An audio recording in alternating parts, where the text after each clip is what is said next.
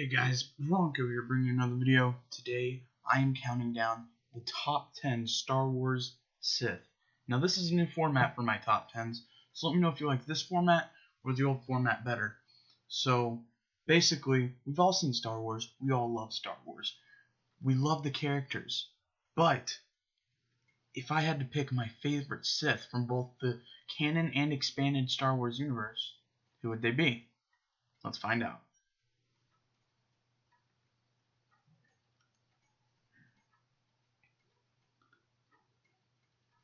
Darth Malak, that is right, Darth Malak, the sidekick to Revan, always living in the shadow of his best friend. He started out as a Jedi, loyal to the Republic, but fell to the dark side of the Force, only to turn on his friend Revan, who also turned to the dark side of the Force with him.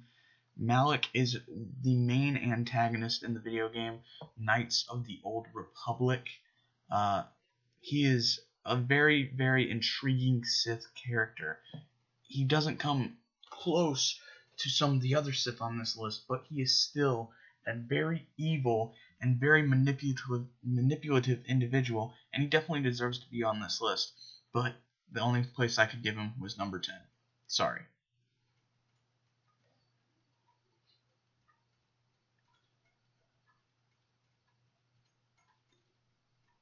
Darth Maul, one of the coolest Sith out there and a lot of people's favorites. He had a cool design. He's definitely one of the most agile Sith ever, and he had a double-bladed lightsaber. Now, not much is known about Darth Maul's backstory because it never really revealed anything in the Clone Wars or in Episode 1. But we do know he has a brother named Savage Opress, and we do know he is deadly precise with his lightsaber, and it is a miracle that Obi-Wan escaped a battle with him alive. He was trained by one of the most evil and manipulative Jedi or Sith ever in Palpatine, and I'm sorry, but that lightsaber fight with Obi-Wan and Qui-Gon in Episode 1 just saved the movie. It was amazing.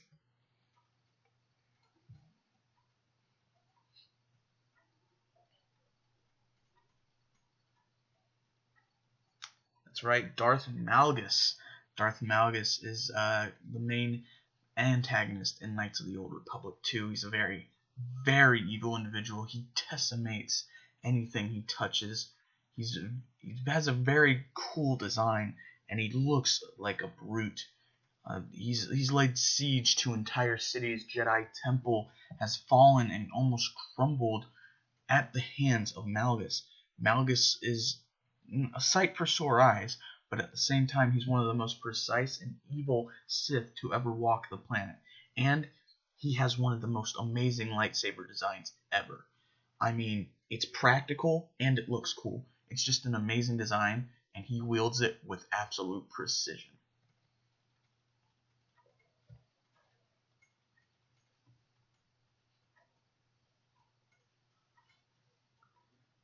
Yes, yes, yes. There's a lot of controversy on how to say this person's name, but I'm going to pronounce it the way I want to pronounce it. Darth Nihilus. That's right. One of the most sadistic and evil but smart Sith ever. Now, you look at him, and his mask is quite simply amazing. His mask is an amazing design. It makes his evilness, it really it makes him look like a shadowy, dark figure. He almost looks like a Satanist, and that's what makes him so evil and so scary in the books and games he's in. He's one of the best characters from the expanding universe, and he's one of the best Sith. That's why he's ranked at number 7.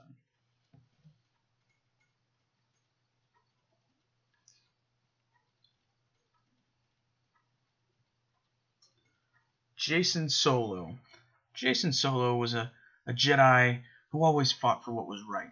A Jedi of the New Republic, son of Han and Leia Solo.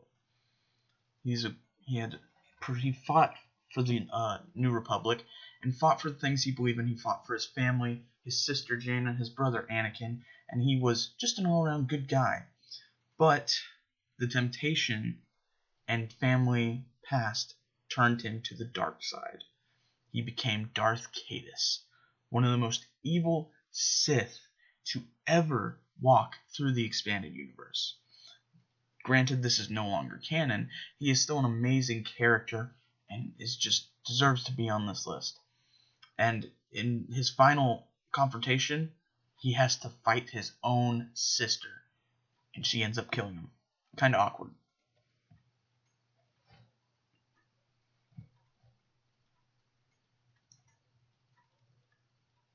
That's right, Darth Plagueis the Wise, the master of the master. That's right, the man that trained Palpatine, Darth Plagueis, the man who taught all his teachings to Palpatine, that made Palpatine the guy he was. Quite possibly the most intelligent Sith Lord ever. He was running things from the side. He was controlling the Senate for a long time before Palpatine finally offed him. And he is single-handedly responsible for the birth of Anakin Skywalker. Darth Plagueis learned to manipulate the Force in ways nobody has been able to do. And it just shows his strength in the Force to the point where you don't see him in many lightsaber fights because he really doesn't need it.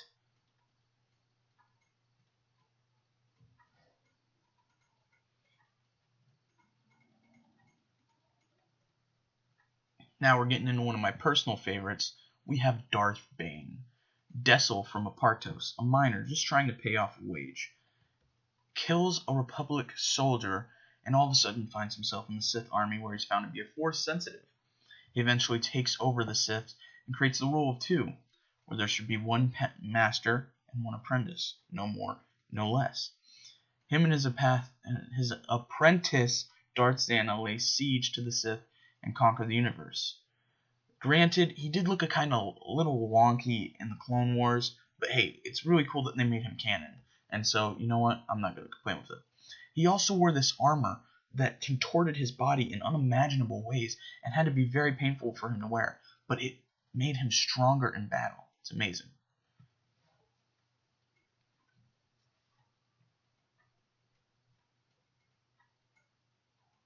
The best Sith to ever come out of a video game.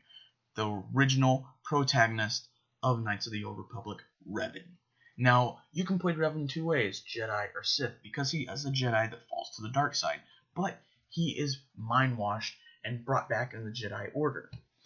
However, it is revealed to him through Darth Malak that he is the former master of Malak, and that he is a Sith Lord. And if you choose to play his Sith story, it is absolutely amazing. He is one of the most intelligent and amazing Sith ever. I go as far to call him the godfather of the Sith, because that's exactly what he is. And I'm pretty sure that Kylo Ren is based off of the influence of Darth Revan.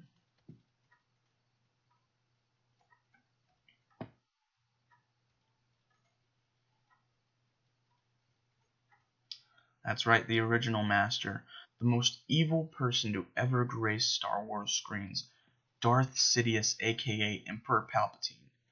He starts off as the young apprentice of Darth Plagueis, and Plagueis gets him into the Senate, giving him the role of Chancellor, where he eventually offs his master Plagueis.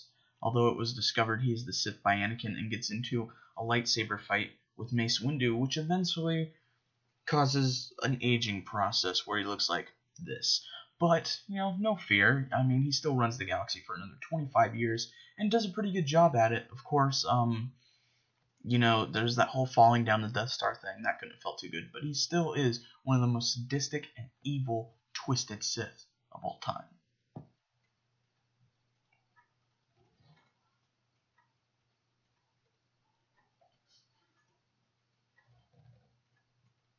If you thought it was anybody else, you're just joking.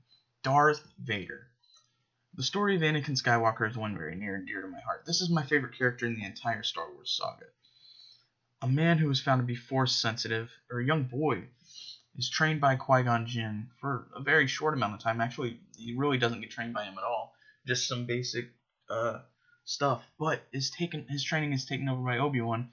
But he eventually, the love for his wife turns him to the dark side of the Force, where he, kind of goes batshit crazy and tries to kill his former master, but instead gets burned in the process and has to wear this mechanical suit that can help him breathe. But there's no fear. I mean, Darth Vader, man. But yeah, that is all, guys. That is my list for the top 10 Sith. Now I know this is a bit wonky, the audio and everything, because this is the first time I'm doing something like this. This is the first time I'm recording my voice over a layout of photos for my top 10. But I kind of like this format better than my old top 10 format where I'm just reading. So tell me which format you like better. Let me know in the comment section below. Thank you guys for watching this video. I am Bronco, and goodbye.